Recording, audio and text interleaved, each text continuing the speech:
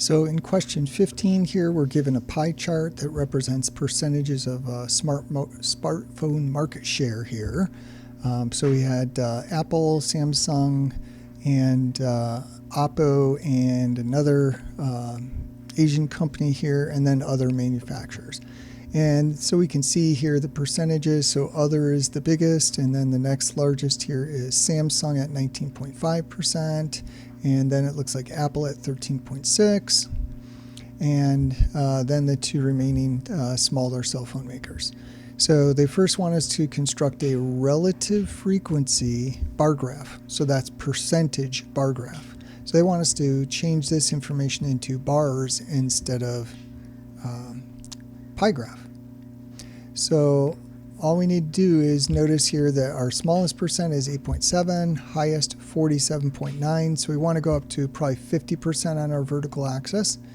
And that's what I did here. Went up to 50% on the vertical, got our categories along the horizontal, and I just did in order on the pie graph here, starting, for example, at Apple here, and just went around clockwise.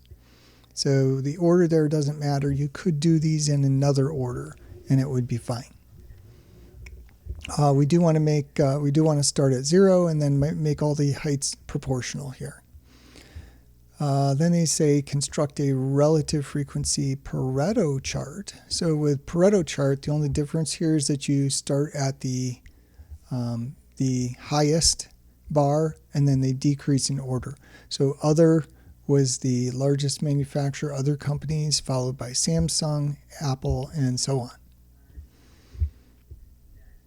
Part C, true or false, Samsung has more than twice the market share of Oppo. So if you look at Samsung, 19.5, and then Oppo here, 8.7, yeah, if you double, this is 9, double 9, you get 18. This is more than 18.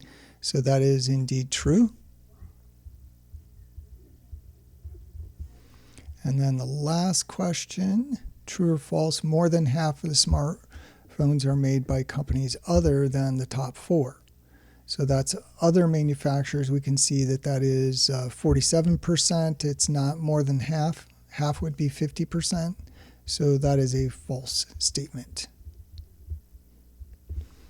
So they may have you constructing a bar graph from a pie graph and then just answering some general questions about that, interpreting your graph.